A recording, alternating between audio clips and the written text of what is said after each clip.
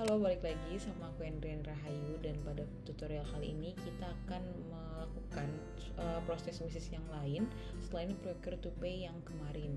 Nah, kali ini kita akan melakukan proses bisnis yang namanya order to cash, dimana adanya kita sebagai perusahaan ini menerima suatu permintaan barang gitu dari pelanggan, hingga nanti barang yang sudah diterima oleh pelanggan tersebut dapat dicairkan menjadi uang. Jadi nanti ada beberapa tahap yang perlu dilakukan pada proses bisnis ini, mulai dari kita sebagai perusahaan menerima request for quotation dari pelanggan, kemudian kita membuat quotation yang akan dikirimkan ke pelanggan. Nah, setelah kita mengirimkan quotation atau penawaran kepada pelanggan, nanti kita akan membuat sales order.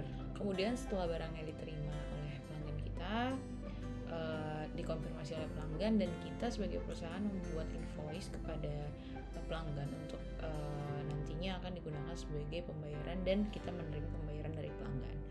Nah, di sini kita melibatkan satu buah modul yang perlu diinstal, yaitu Sales. Jadi pastikan teman-teman sudah menginstal modul Salesnya ya. Di sini kita akan membuat user Sales. Mana maksudnya adalah si pegawai ini bekerja di departemen sales di company Jura Campus, dan kita bisa kasih akses dia sebagai administrator sales saja ya.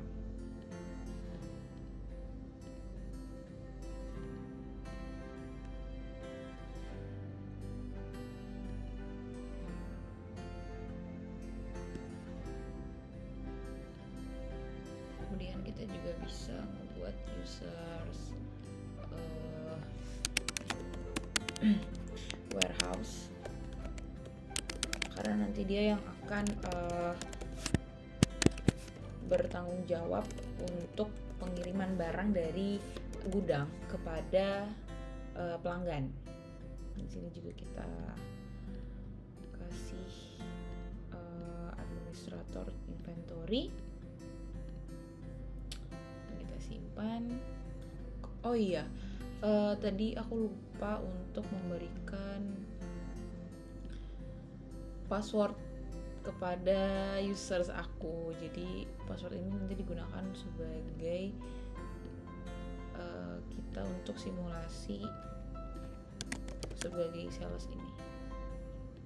Nah, yang satu lagi juga si warehouse, kita change passwordnya supaya kita bisa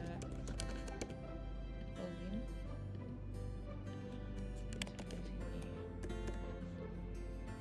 Oke, nah di sini juga kita logout dulu. Kita login sebagai tadi sales.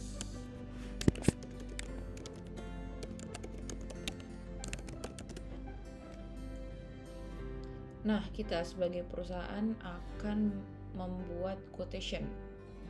Jadi di sini kita pergi ke sales, kemudian kita akan membuat quotation. Misalnya nama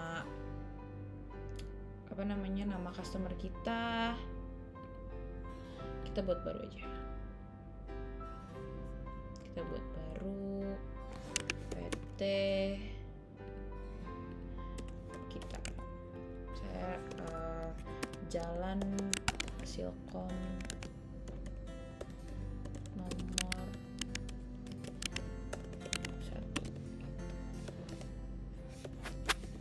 Kita simpan. Kemudian di sini produk yang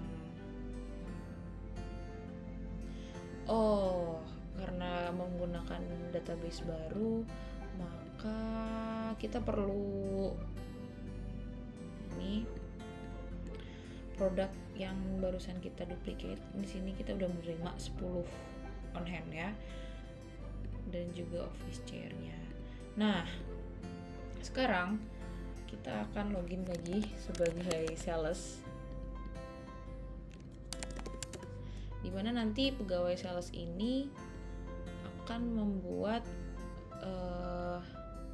quotation atau penawaran kepada pelanggan kita. Jadi misalnya kita. Kemudian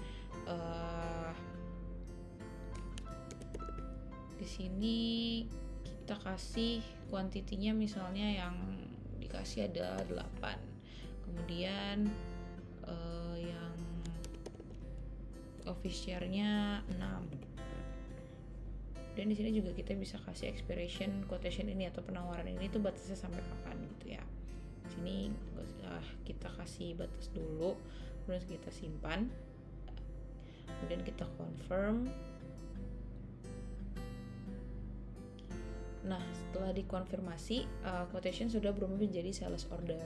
Jadi sales order ini menandakan bahwa sales atau penawaran yang kita tawarkan ke pelanggan ini sudah disetujui. Jadi bentuknya sekarang jadi sales order. Setelah kita sepakat dengan penawaran yang telah kita berikan kepada PT kita tadi, saatnya kita sebagai perusahaan mengirimkan barang yang sudah kita tawarkan, jumlahnya dan juga jenis produknya ke customer. Jadi sini kita bisa klik delivery. Karena delivery ini akan dilakukan oleh staff yang memiliki akses sebagai inventory gitu. Jadi kalau misalnya kita lihat di sini delivery order dan kita lihat ada PT kita. Kemudian di sini kita bisa validasi, atau kita sebagai pegawai warehouse ini yang bekerja di gudang, kita mengirimkan barang yang telah disepakati antara perusahaan dan juga customer. Kita simpan dan juga kita validasi.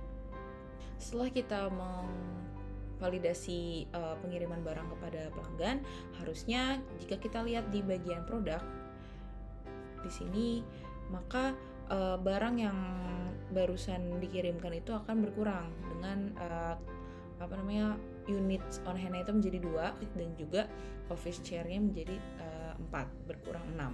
Oke, sekian aja tutorial proses bisnis order to cash pada Odoo. Terima kasih teman-teman yang sudah menonton, semoga bermanfaat.